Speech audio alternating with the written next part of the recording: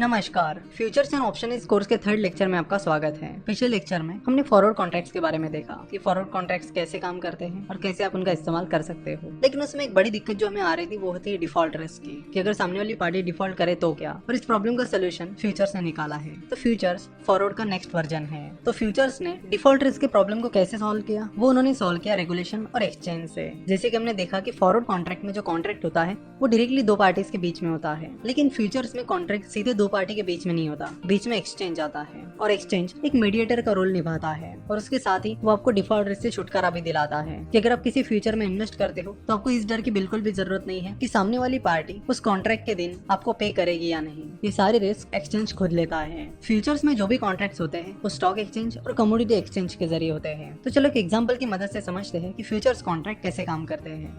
Gold की price फिलहाल 40,000 रुपए के करीब चल रही है और आपको लग रहा है कि आने वाले 2 महीनों में गोल्ड की प्राइस बढ़ने वाली है।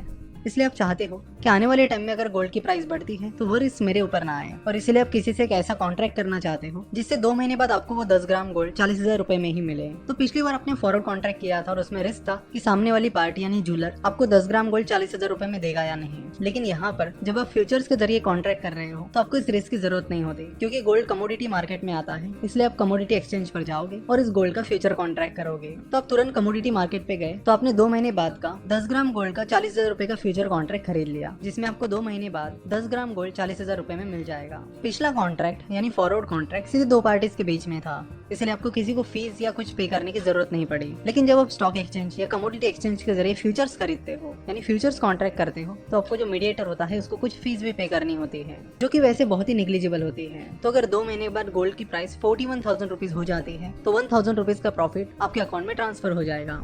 फ्यूचर कॉन्ट्रैक्ट्स में ज्यादातर कैश सेटलमेंट होती है, यानी जो भी प्रॉफिट एंड लॉस होता है वो आपको पे करना होता है रादर देन उस पर्टिकुलर अंडरलाइंग एसेट के। चलो तो देखते हैं कि फॉरवर्ड कॉन्ट्रैक्ट और फ्यूचर कॉन्ट्रैक्ट्स में मेन डिफरेंसेस क्या होते हैं। फॉरवर्ड कॉन्ट्रैक्ट रेगुलेटेड नहीं होता है, यानी उसमें कोई भी रेगुलेशन या मीडिएटर ही नहीं होता, वो डायरेक्टली दो पार्टीज के बीच में होता है। इसलिए अगर सामने वाली पार्टी डिफॉल्ट करती है तो उसका रिस्क आपको ही उठाना पड़ता है। वही फ्यूचर्स कॉन्ट्रैक्ट रेगुलेटेड होते हैं और डिफॉल्ट रिस्क की गारंटी एक्सचेंज लेता है, इसलिए आप पर डिफॉल्ट रिस्क आता ही नहीं। तो आप कह सकते हैं कि फ्यूचर्स में डिफॉल्ट रिस्क 0 रहता है। Forward contract completely customize contract होते हैं, यानी आप चाहे जैसा उन्हें कस्टमाइज कर सकते हो। जैसे कि हमने देखा कि ज्वेलर और आप चाहे जैसा वो कॉन्ट्रैक्ट कर सकते हो। अगर आपको लगता है कि नहीं मुझे 10 ग्राम नहीं 5 ग्राम गोल्ड ही खरीदना है तो आप 5 ग्राम गोल्ड का भी फॉरवर्ड कॉन्ट्रैक्ट उनके साथ कर सकते हो।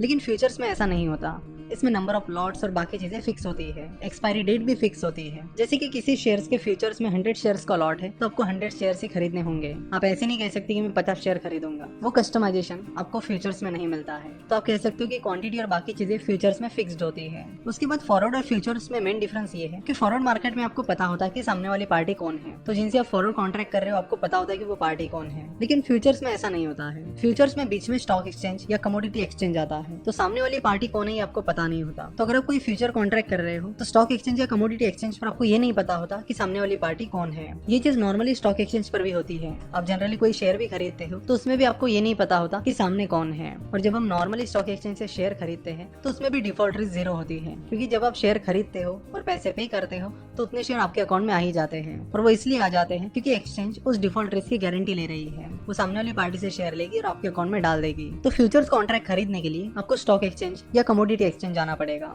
मतलब एक्चुअल में जाने की जरूरत नहीं है, आप ऑनलाइन भी उनके जरिए खरीद सकते हो। स्टॉक एक्सचेंज में शेयर्स के फ्यूचर्स होते हैं, जैसे कि टीसीएस का शेयर है तो उसके फ्यूचर्स रहेंगे कि अगर आपको लगता है कि टीसीएस का शेयर 2 महीने बाद गिर सकता है तो आप किसी पर्टिकुलर प्राइस पर टीसीएस के फ्यूचर्स खरीद सकते हो और अपने रिस्क को कम कर सकते हो। तो इस तरह शेयर्स के फ्यूचर्स कॉन्ट्रैक्ट स्टॉक एक्सचेंज पर मिलेंगे। वही जो कमोडिटीज होती है उनके फ्यूचर्स कॉन्ट्रैक्ट आपको कमोडिटी एक्सचेंज पर मिलेंगे, जैसे कि अगर आपको गोल्ड, सिल्वर या फिर आपको अदर कमोडिटीज जैसे कि शुगर, दाल एटसेट्रा इनके फ्यूचर्स खरीदने हैं तो वो आपको कमोडिटी एक्सचेंज पर मिलेंगे। इंडिया में MCX that is multi commodity exchange और NCDEX that is national commodity and derivatives exchange, ये 2 मेन कमोडिटी एक्सचेंजेस है। और आपको शेयर्स में फ्यूचर्स बाय करने हैं तो उसके लिए आपको स्टॉक एक्सचेंज पर जाना पड़ेगा। और जैसे कि हमें पता है इंडिया में 2 मेन स्टॉक एक्सचेंजेस हैं, NSE that is national stock exchange और BSE that is Bombay stock exchange. Futures and options की बात की जाए तो futures and options mainly national stock exchange पर ट्रेड होते हैं, ज्यादा वॉल्यूम नेशनल स्टॉक एक्सचेंज पर होता है। तो आज हमने बात की कि फ्यूचर्स कॉन्ट्रैक्ट कैसे काम करते हैं। नेक्स्ट लेक्चर में हम बात करेंगे कि शेयर्स के जो फ्यूचर्स कॉन्ट्रैक्ट होते हैं वो एक्चुअली एक्चुअली स्टॉक एक्सचेंज पर कैसे काम करते हैं, लॉट साइज क्या होती है, मार्जिन मनी क्या होती है, मार्क टू मार्केट क्या होता है, साथ ही कौन कौन से मंथ की एक्सपायरी होती है, ऐसी अलग अलग चीजों को हम नेक्स्ट लेक्चर में समझने वाले हैं। So see you in the next lecture. Video देखने के लिए और हमसे जुड़े रहने के लिए आपका बहुत बहुत धन्यवाद।